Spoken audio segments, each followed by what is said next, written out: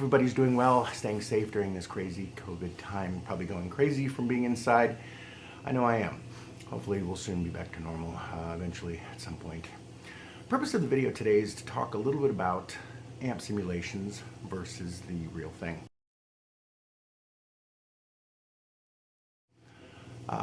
Over the last 30 years, I have been playing different tube amps. I've been in bands. I have played everything from kind of more classical kind of music, classic rock, to the heavier stuff through the years. I've had a lot of different amps that have been great for the purpose, and I still have some of them here with me, some of the old Marshalls that I've had for a long time, all the way up to some of the heavier stuff, some of the Mesa and some of the different amps there. But something that's always stayed the same is the fact that I've always been very particular about tube amps. I've never been one to buy into the idea of a digital sound. Up to about a year ago, even, many conversations, as many of you know, I'm a moderator for one of the bigger amp forums out there. And I've kind of even been known to be one of the people that's been pretty firm in my stance on amps. I never wanted to try anything, especially Kempers and Axe effects. That whole conversation just made me crazy. I don't know if it's because I've spent so much time through the years with amps. Maybe it just scared me. I don't know what the purpose was, but for some reason I did not want to move away from tube amps. And the thought of any kind of digital sound, it was like offensive to, for some reason. I don't know what it was. So didn't want to touch that stuff. About a year ago, some of the different members in the forum were reaching out saying, you gotta try it, things have changed. Because back in the day, what I was used to, 5-6 years ago, was the Amplitube, was the stuff on the Studio One that it came with, some of the other stuff, the guitar rig. What is the one in the Studio One that I use? I can't remember the name right now. But it was terrible. It was such a digital sound. It was fuzzy. It didn't have any dynamic range to it all. It sounded so one-dimensional, and it was horrible. I had no interest in it at all. Then, fast forward to about a year ago, somebody said try it. So I tried a couple of the different ones, and to my surprise, or not surprise, it sounded like absolute shit. It sounded like garbage. It was fuzzy. I couldn't do anything to tame the noise. Then I stumbled across a couple of different ones, and I'll go into the details in a little bit here, but I was amazed at how far the sound had come, how clear and how dynamic, how impressive my pick attack could be with a digital sound. I couldn't believe it. So that I kind of went on this quest. I thought, let me try these different amp sims and see what I can find. So over the last year or so, I have gone through just about every amp sim I can find. I researched them, I asked questions. If I had a demo, I would demo it. If it didn't, I'd purchase it. And I've gone through a lot of different ones, and a lot of them I've demoed in my videos over the last several months. Recently, Ola England had a video, and he talked about the amps, and he said there's nothing like the dynamic sound of an amp, the tone of an amp. And about a year ago, I absolutely agreed with him. But I don't know anymore. And so the whole purpose of this video here is kind of a discussion between what are some of the pros and cons that I've come across, what are some of the advances in technology that I found are really important. If you really want to use that digital sound, what do you need to do to really, you don't need to do much based on the fact that you can download something free and use it. But if you want to maximize the effectiveness of some of the digital amp sim software and impulse responses out there, there's a few things you can do. So let's talk about some of the pros and cons, some of the things that I've experienced, and I would love to kind of get your thoughts as well. What have you experienced? Again, I've never used a Kemper or an Axe effects. These are the two things that are I've been setting aside and eventually going to make a decision and purchase one. Again, a year ago, I would have rather thrown it in the trash than ever use it because I was so passionate about tube amps, but so much has changed. So let's talk a little about some of the pros and cons and go through some of the key points on it. Thanks for subscribing. Any comments, thoughts, throw them in the bottom there, and I'd love to hear your thoughts on it. So let's dig into the topics.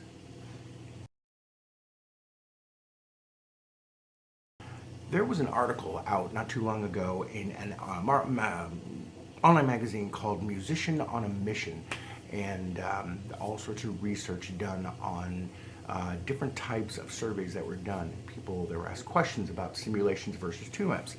I'll include all the different research that was done there in the, the sites. 52% of people that were surveyed preferred a real amp, or 48% of people preferred a simulation. Now, I found that pretty amazing to think that if you were to give somebody an option, to think that it's almost 50-50, where somebody would actually prefer to use an amp simulation. I thought that was pretty crazy. Something else I thought was really wild was that when they did a blind test, 54% of people that were surveyed and tested couldn't tell the difference between an amp simulation and a tube amp. Again, me a year ago would have said that's complete BS. There's no way I wouldn't be able to tell the difference. I did it myself. With a lot of the different sims, I would play a bunch of different songs, and then I would just kind of move the tracks around like that and then play them and arrange them so that they would go, the cadence was just kind of going through the different sims versus real amps, and I couldn't tell the difference. What's really funny is sometimes I could tell the difference because I could tell that I actually preferred the sound of the simulation. It had a more full sound because it was set up the way I wanted. It had the right speakers, had the right impulse responses, it had the right EQ or the right pedals and stuff, where sometimes I'm a little bit more limited with what I'm doing with my recording and having to mic it and stuff. So it was kind of interesting that people that, guitar players, couldn't tell the difference between the simulation and the real thing. Some of the benefits, pros and cons, of course, to having an amp sim that I found out over the last year and really diving into it and trying different things. Number one, first and foremost, is the cost. You can find stuff out there that's free. I mean, with the amount of competition out there, there's a lot of different amp sim software that's out there. You pretty much have to be competitive these days. Companies like Neural and I would say some of the Joey Sturgis Tone stuff, some of the STL stuff, still kind of up there in price speed. Even recently, I've seen them having more sales and coming down in price due to the competitive nature of the amp sims. They're flooding the market right now, and they're flooding it with some good stuff. Now, I've come across some of the stuff that's free, and it's free for a reason, don't get me wrong, but then again, if you are a kid or if you're somebody on a budget, you can download this stuff in seconds. Some of the stuff uses that iLok stuff, which can be a pain in the ass at times. Some of it doesn't, but it's not terrible, and they've come a long way. They used to have to use that dongle thing where you plug it in and all that crap. Now, pretty much just download the software for iLok, plug it in, and kind of set it, forget it. You don't have to mess with it too much once you're already downloaded and done. A lot of these different amp sims also come with a demo, a free trial period of like 2 weeks, some of even a month. And that really gives you a chance to go in and test it and see if you like it. And again, with so many different types of software sims that are out there, you really can be kind of picky and choosy which ones you like. Another thing that I kind of think about when it comes to metal, and we kind of got to be honest with ourselves here, when we're recording metal and even some of the heavier stuff, at times we get so gainy, and then we quad track it, and then we are compressing it, and we're adding EQs to it, and then we're adding tape effects to it, and we're adding pedals to it. Does it really matter anymore? I mean, I kind of had to be realistic with myself sometimes when I was looking at some of the I did a demo where I took rectifiers. I took a 100-watt rectifier, I took a 25-watt rectifier, and I took 3 simulations, amp sims of rectifier, and I played them. And by the time I was done, playing them by themselves, believe it or not, I actually preferred the sound of my Slate THU overloud rectifier over the sound of my own rectifier, due to the fact that I was so limited with my rectifier. When I have to mic it, I have to dual mic it, or I have to put it in my ISO cab room. Then I have to make sure everything's padded up and silent. I have to put my headphones on. I have to plug it in. I have to mic it up, get everything perfect, and then record it. With the amp sim software, you literally plug right into it and just play, which is so cool because I'm so sick and tired of having to wear those headphones and really kind of get everything all set up. And I'll say something else about when I'm recording, I don't know what it is, if it's just me, but I have a tendency for some reason that it seems to be always a little bright. No matter what I try to do, I've tried everything, but it always seems a little bit thinner and a little bit brighter as compared to some of the stuff that I've used on amp sims. Now that's not all amps, that's my rectifier mostly, and some of the PV that I've had.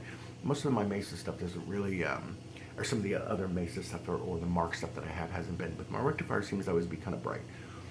Um, and what I was able to do is actually, uh, the simulation stuff was a little bit thicker, and it just sounded a little bit warmer, and it didn't seem as bright, and I was able to really kind of mix and match and change things around to where I actually preferred the sound of the amp sim over my own amp. And another thing, you can use an attenuator, but the problem with trying to get that full sound, you used to have to really blast your amps. That's why I created the ISO capper.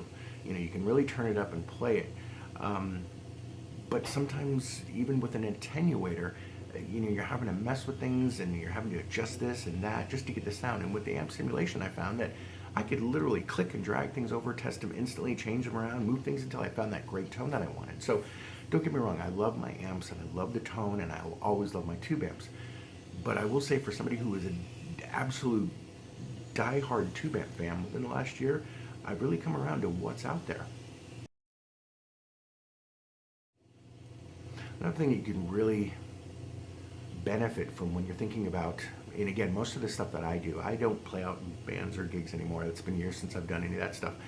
It's 9 to 5, unfortunately, for me most of the time, or every day.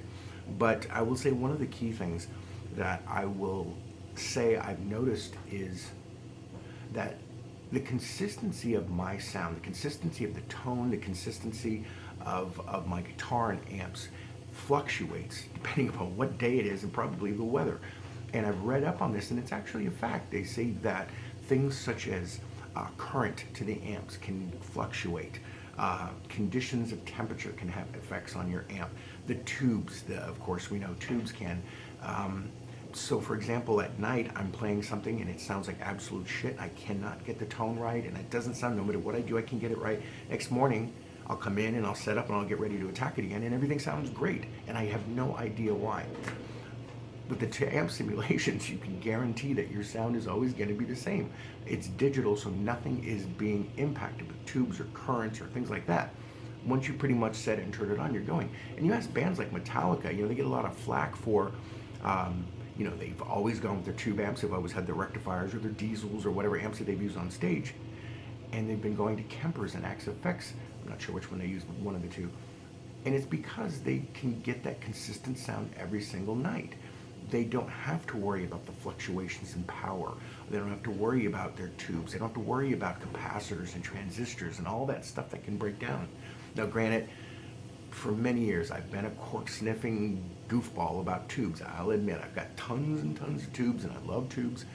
I love the old vintage stuff. I love the fact that an amp can have history to it. And believe me, I've been a nut about that stuff for years. The thought of where was this amp in 1974 and who used it before, I thought that stuff was really cool. I still do. But the consistency isn't there. And I noticed that I'm really having to work harder to get my amps to do what they're supposed to do versus a lot of the simulations. And I haven't even tried again. The two best that I hear out there are the Kemper and Axe Effects. I hear they're amazing. If I think that the simulations sound this good, I'm really I'm kind of excited to see what I'm going to get with the Kemper and Axe Effects. So I've talked a lot about the benefits of amp simulations. There are some drawbacks to that. If you have been using digital amp simulations and you're using an older desktop, or you're using a laptop that's maybe a little bit older, doesn't even have to be that much older, or doesn't have a super strong CPU, or you don't have a lot of RAM associated with your laptop, you've probably seen a lot of cutting out, choppy kind of, playing it, and you hear scratchy kind of sounds. It's your CPU trying to catch up to the high demands of the amp sims. There's a lot of things that I've had to do over the years, and there's a lot of things that, the more we use amp sims and the more tools that are available to us, and you start using a lot of VSTs and you start doing a lot of downloads, so you're using multiple different tools. If you're maybe using a bass simulation as well, maybe you've got reverb on if you used your reverb before, you can tell that when you add it, some of the neural stuff, when I add reverb, boom, it goes through the roof. If for some reason reverb draws a lot of power off your CPU, as does oversampling, and also switching from studio or stereo from mono. That will suck a lot of power off your CPU. So if you're trying to conserve power, make sure that you're using mono. Make sure that you're not oversampling. If you have a 2, 4, 8 times, try to go to your lower settings. That'll save some of your CPU. And reverb kills your CPU for some reason. It really draws on it. There's a lot of features out there. Amp DAWs these days. I use Studio One Pro, and they have a feature there that you can switch it over, so that what you're doing is you're helping your latency out. You're reducing the amount of latency you're having, and so you can adjust that so that it will be a little bit more forgiving on your CPU, and you don't have to worry so much about it drawing so much power. But the downside to that is the more you buffer and the more latency that you're trying to add to save your CPU, you're getting that weird delay sound. So you're playing and it takes a second because you've got such a latency. Some of the other things that I would say are helpful, your digital, your DI signal is going to be very important. I've upgraded a lot of different things. The first thing I did is I changed out my laptop. I've had a few different laptops. I want one that had a stronger processor. Getting into something that is in the you want to have a fast processor. I think somewhere around the range, I think it's 8,000, I think is the area. I think, and I'm not even sure what that number means. It's 8,000 speed. I don't know if that's the speed of your CPU, but you're going to want something with multiple processors, core processors. If you can get multiple, that's better. And I'm not a real computer guy. It's just some of the stuff that I've been trying to understand so that I can figure out what this laptop had to have. I added more RAM, and you can do that yourself. I'm a computer idiot, and I was able to do that. And so I doubled my RAM. So that will help with things such as VSTs and plugins and stuff. But when it comes to being able to process simulations and VSTs, and the more stuff you're adding, that's going to be your CPU. That's the your computer crunching away. I will say desktops are better than laptops, I found. They come with just more power, more faster processors. They're bigger, better.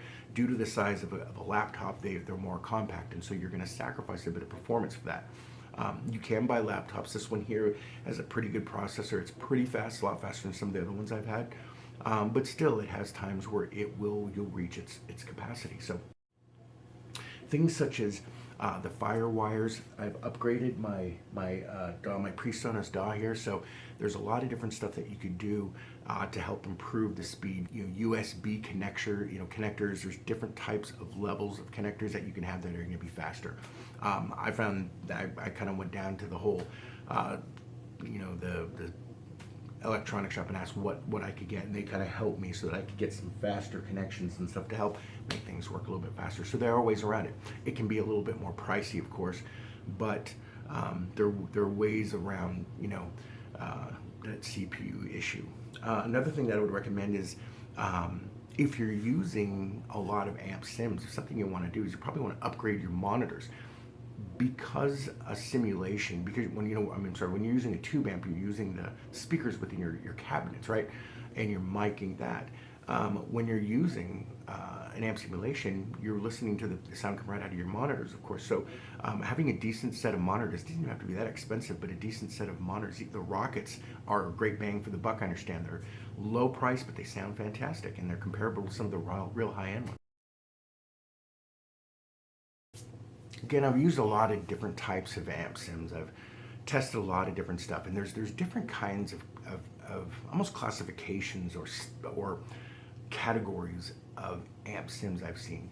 For example, you can get the Slate THU overloud, and what that's going to be is like a full package. It's going to have multiple amps, like lots of amps. It's going to have lots of pedals. It's going to have tons of speakers. It's going to have tons of microphone options. You can switch them around. That's kind of like you're buying a system. And I actually subscribe to that monthly Slate thing. It's pretty crazy cheap if you think about it. It's unlimited amount of all their THU overloud stuff for something like $14 a month. And if you bump it up to like the $25 a month, you can do it month by month. So it's a pretty good deal. And it seems like the more that's coming out, the more just the better that the quality of that different stuff is that keeps coming out. You really can't go wrong these days. Some of the stuff that just came out right now, Audio Assault came out with the Rev X, which I believe is the Rev amp lunchbox. It's $14, and it sounds amazing. I just did a video of that earlier this week. $14 versus, even for their small size amp, I think even the small one that they're selling right now is $1,200 for the 20 watt, and then you get into the 40 watt, and you get into the 100 watt, and that stuff's thousands of dollars. And again, I love a tube amp, but when you have this kind of selection available to you, do you really want to go spend thousands of dollars for a tube amp? If you're gigging out and playing, maybe there's the need, but I'd say these days, if you're recording or just somebody who wants to play for the fun of it, there's a lot of benefit that you can find with these amp sims versus having to spend tons of money. And you don't have to lug the damn amps and cabs around when you're moving, or if you need to switch things around. They all fit right inside this little box right here in our computers. It's not a bad deal.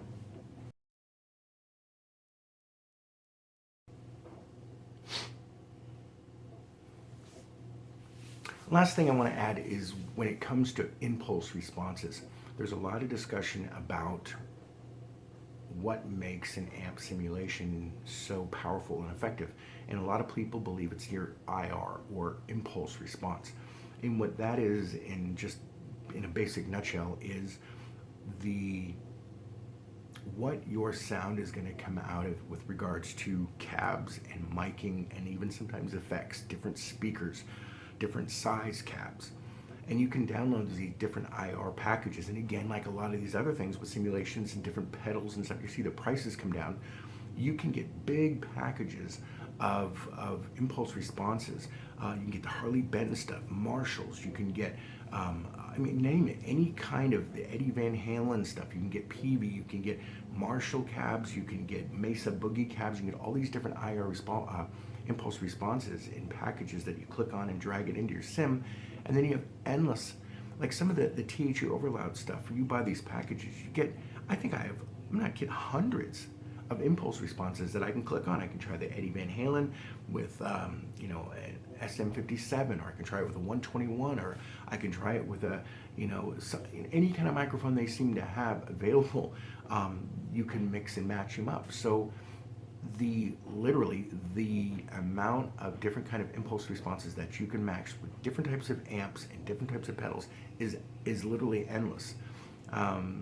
So again, coming back to what sound you're looking for and what it is you're looking to do, for me, it's recording. I love recording, and this is just one more tool in my arsenal of tools. And again, long gone are the days of me having to mic myself up, make sure everything's quiet, make sure my sound room's quiet, and then play right now I can plug in with a lawnmower going and the kids screaming and people, shooting off who knows what, but it literally, it will not impact what I've got going in here. And then when you're done, one of the greatest little benefits of that is, once I do that recording, it's a digital recording. I can take that one recording and then run it through every single different amp sim I have, drag it through the different ones to see which ones I like best. I can record a bass guitar on anything, literally, and then take that and then rerun it into the bass software, and it will play through the bass. Now what I'll do is I actually use the bass and I record it in the software into an amp sim software. But then I can then test that through my STL bass stuff, through some of my THU overloud bass. I got a million different types of bass tones and ways that I can adjust amps and stuff. So one of the coolest features is you're so not limited. You have so many different options. So coming back full circle on that, somebody who was really very amp centric and cabinet centric, I have to admit, I'm the first to admit that over in this year of this journey of all the different videos I've made over through the last year or so, of all the different software I've used, I'm kind of a believer in where we're going with digital music. And I know, there's a lot of jokes out there, and there's a lot of stuff. Glenn Fricker talks a lot about, what happened to rock music and everything's so digital now. Maybe so, but I will say that for somebody who's on a budget or somebody who wants to get into music, or in an age where we feel like rock and guitar is dying, we've made it that much easier for somebody to grab a guitar, somebody who has access to a desktop or a laptop, download free or some software that's not very expensive, and have access to be able to make music. I think it's pretty great. So I appreciate you, kind of staying with me through this. This has kind of been the end of the year worth of me trying all sorts of stuff, and I kind of just wanted to do full circle and kind of give my interpretations and my thoughts on all of these different amp sims that I've tested. Anyone I could find, I tested it. I've tried it. Over this last year, I've had 4 different, computer laptops and desktops that I've tried it through, all sorts of different gear. I've had 3 different DAWs that I've been using. And it's just kind of the culmination of all these different tests and trying stuff.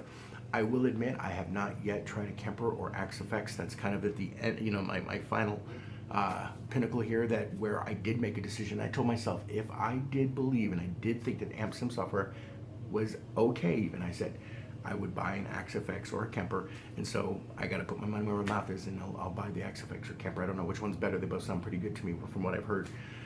So thank you again for being with me, for watching all the videos, all the different simulations, and all the different demos and run-throughs that I've done through the last year or so.